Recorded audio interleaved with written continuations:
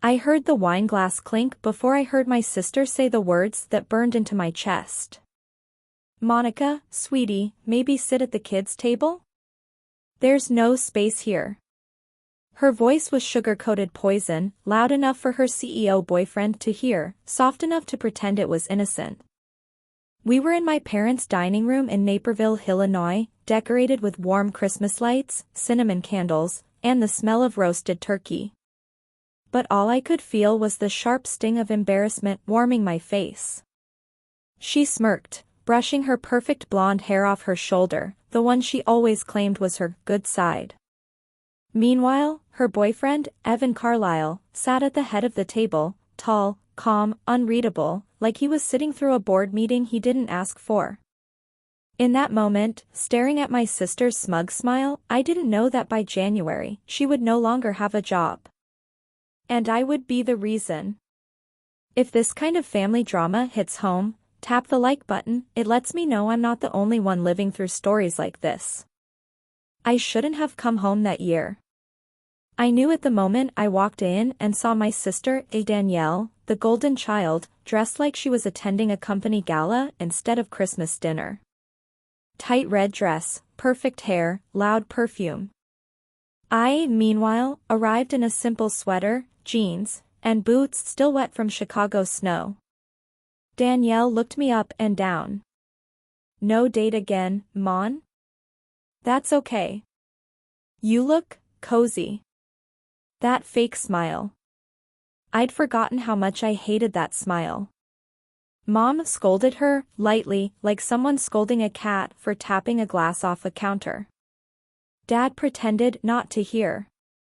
This was the story of our family. Danielle did whatever she wanted, and I absorbed it. Christmas used to be warm. Now it was a performance. One I wasn't invited to star in. And her guest of honor wasn't helping. When I shook Evan's hand, he gave me a polite nod, expression unreadable behind sharp brown eyes.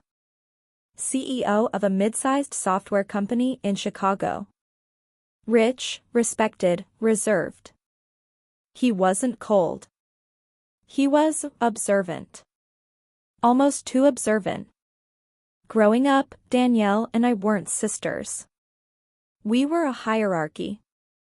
She was the star, straight A's, varsity cheerleader, the daughter parents showed off. I was the quiet one, the irresponsible one, the one who never caused trouble.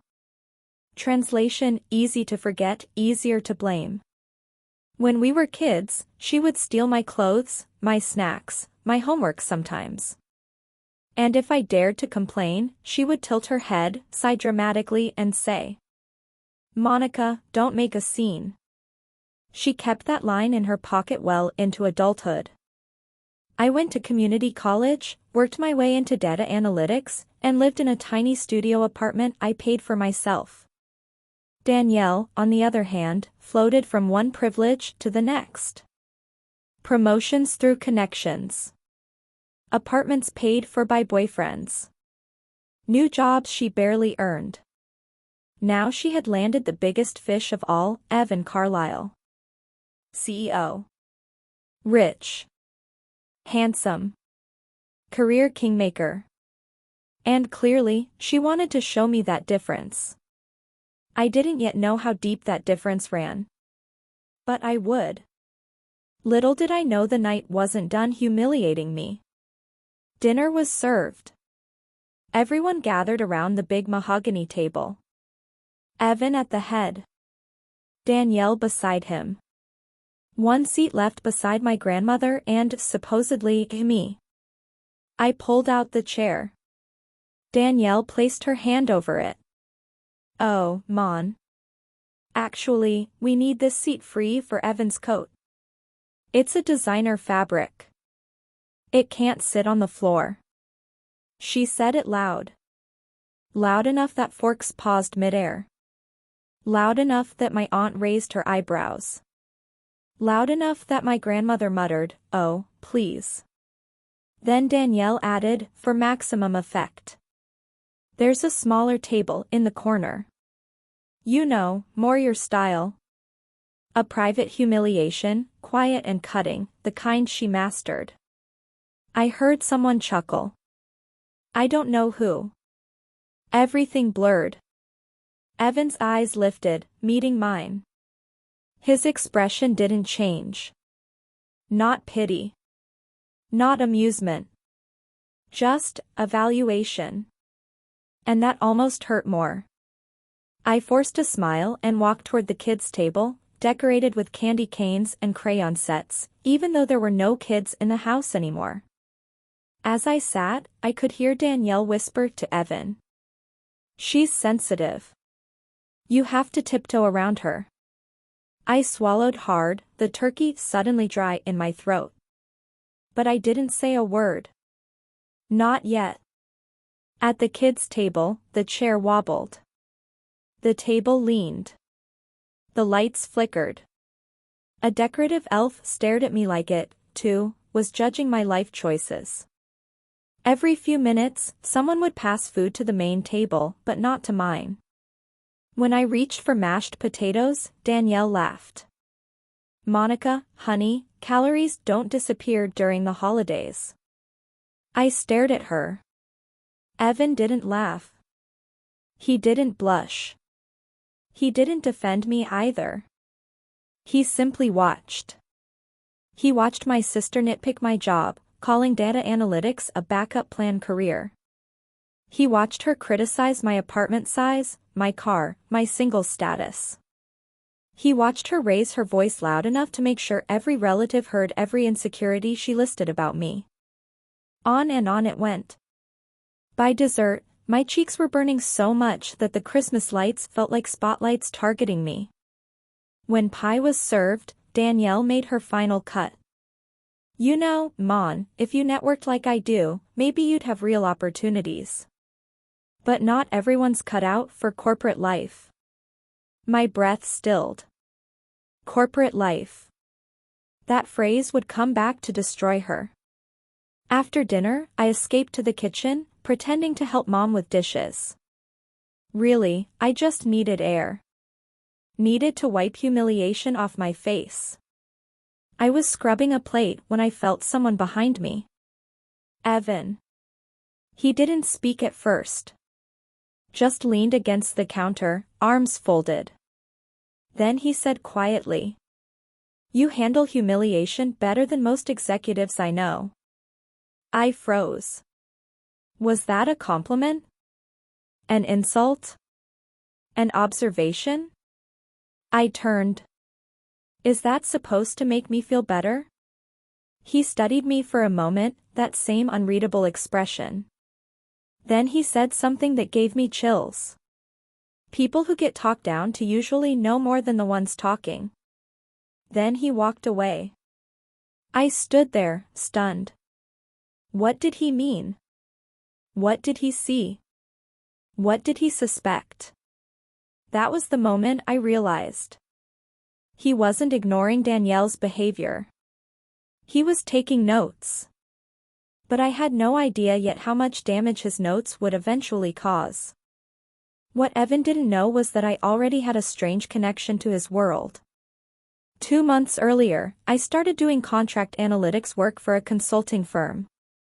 One of our clients? Carlisle Innovations, Evan's company. My job was simple, review departmental efficiency reports submitted by department heads. Danielle worked as a senior operations manager, a title she bragged about endlessly. But her department's numbers? Never quite added up. Missing expenses. Duplicated vendor charges. Inflated performance metrics. At the time, I didn't make the connection. My work was anonymized, I didn't see employee names, only codes. But Danielle bragged during dessert. Oh Mon, you wouldn't understand, but my department basically keeps the entire company afloat. Without my reports, the CEO would be lost. Something clicked in my brain. Department inconsistencies. Inflated numbers. Bragging about reports. A suspicion took root so sharp it made my skin prickle. But I didn't want to jump to conclusions. Not yet. 2 days after Christmas, back in my Chicago apartment, I made myself a promise. I was done letting Danielle humiliate me. This wasn't about revenge. Not at first. It was about truth. About being tired of being the quiet one, the one who absorbed everything. I opened my laptop. Opened the anonymized files. Looked for patterns. And there they were. Clear as daylight. Some department head, was manipulating. Vendor invoices. Departmental expense reports. Staff performance logs. Training budgets. Project outcomes. All to make their team look more efficient than it really was. The department number matched the exact one Danielle bragged about managing. My heart thumped. My hands shook. I wasn't looking for her mistakes. But I had found them. Big ones. And the more I dug, the more the truth refused to stay buried. I spent 3 days cross-referencing data. 3 long nights of coffee, spreadsheets, and a growing pit in my stomach. I discovered over-reporting of successful projects that never actually finished. Massive amounts of unused budget being misplaced. Contractors charging double and being approved. Expenses marked urgent that didn't match any known project. This wasn't simple sloppiness. This was fraud. Not embezzlement, not theft, but performance manipulation. A fireable offense. Potentially a lawsuit. I didn't want it to be Danielle. Trust me, I looked for any possibility that it wasn't her. But the timestamps. The departmental structure. Her own holiday bragging. It all lined up. She wasn't just a bully. She was a liability. And Evan wasn't the type of CEO to ignore that. Especially not after watching her humiliate someone she saw as beneath her. I didn't call Danielle. I didn't warn her. I didn't ask her to explain. I went straight to the source. I emailed Evan's executive assistant with my findings. Professional. Neutral. No mention of our relationship through Danielle. She replied within an hour. Mr. Carlisle would like to meet you personally. I arrived at Carlisle Innovations on a snowy Friday morning. The lobby was modern, glass and steel, filled with soft jazz and expensive plants I couldn't pronounce. Employees hurried around, stressed but purposeful. When I stepped into Evan's office, top floor, skyline view, he looked up from his computer. No surprise. No small talk. Just, Monica. Sit. I sat. He folded his hands. Your email was intriguing. Tell me everything. I told him. Every discrepancy, every pattern, every calculated manipulation. His jaw tightened. His eyes darkened. When I finished, he exhaled slowly and said, "You realize who manages this department?" I nodded. I'm not doing this because of Christmas dinner. I know. You do? Yes. He tapped his fingers lightly on the table. She's been on my radar, he said quietly. Something's been off for months. That stunned me. He wasn't blind. He wasn't fooled by her charm. He saw more than she ever realized. Then he added, I need to investigate this thoroughly. But if what you've shown me is accurate, this will not end well for her. For the first time in my life, I didn't defend my sister. I simply nodded. That meeting changed everything. And honestly, if you're still with me right now, thank you. Stories like this are real for so many people. If you've ever been the quiet one in your family, drop a comment and tell me where you're watching from. Your support helps the channel grow. Now, back to the storm. Evan launched a quiet internal audit. Danielle didn't know. But she sensed something was off. She called me that same night. Her voice was shaky, unlike her usual confident tone. "Mon, weird question. Did you talk to Evan about me?" I swallowed. "No." "Why?" "He's acting strange. Asking about departmental reports. Asking about budgets." She laughed nervously. "Imagine if he thought I messed up. That'd be wild, right?" I didn't respond. Because I couldn't lie. Not convincingly. Danielle snapped, "Why are you so quiet?" I whispered, "I don't want to talk about this right now." Her breath hitched. Then she said the last words she would speak to me for weeks. "Monica, what did you do?" And she hung up. 1 week later, I got an email from Evan's assistant. "Your presence is requested at a departmental review meeting." I froze. "Why me?" I hesitated but went. I sat in a small conference room with Evan, 3 board members, HR, and Danielle.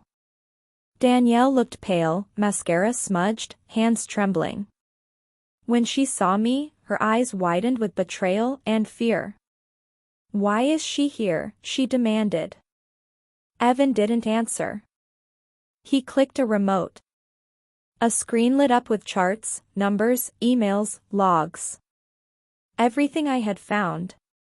Everything she had forged, inflated, twisted. Danielle's face drained of color. "This isn't, I can explain." Evan cut her off. "Don't. We've cross-verified. Everything points to deliberate manipulation." Danielle turned to me with pure, raw fury. "You did this to me." I didn't respond. I didn't have to. Because then Evan delivered the final blow. "Danielle," he said, voice cold and controlled, "your employment with Carlisle Innovations is terminated effective immediately." She let out a small, broken sound, half gasp, half sob. Security entered the room, gently, professionally, and escorted her out. Her eyes never left mine. I should have felt victorious. But all I felt was heavy. Because justice hurts, even when it's deserved. Danielle didn't come home. Not that night. Not the next. My parents blamed me. At first. "How could you ruin your sister's life? How could you do this?" "Monica, family fixes things internally." But when Evan privately told them the full extent of her actions, they went silent. Mom cried. Dad poured himself a drink. Danielle finally reached out after 2 weeks. Her message was short. "I'm ashamed. I messed up. I need time." I wrote back. "I hope you use that time to grow. I'm here when you're ready to talk honestly." She didn't reply. But it felt like a step. By the next Christmas, things were different. Danielle had found a new job, lower level, but honest work. We met for coffee. She apologized. Really apologized. Not the fake, performative kind she used to give. She said, "I treated you like someone I had to compete with. But you were the only one who ever tried to help me." I forgave her. Because forgiveness doesn't erase justice. It just lets both people move forward. As for Evan, he and Danielle broke up shortly after her firing. Not because of me. But because he saw her. Really saw her. The same way he saw me that night in the kitchen. Quiet, humiliated, but refusing to fold. She once tried to cut me down in front of him. But in the end, he saw who really deserved respect. Looking back, here's what I learned. Sometimes, the people who belittle you do it because they fear being exposed. Sometimes, the quiet ones aren't weak, they're observant. And sometimes, justice shows up in the most unexpected way. Like at a Christmas dinner that went horribly wrong. If you've ever been underestimated, or pushed aside, or humiliated by someone who thought they were untouchable, remember this. Truth has a way of rising. And people who weaponize cruelty eventually fall on their own sword.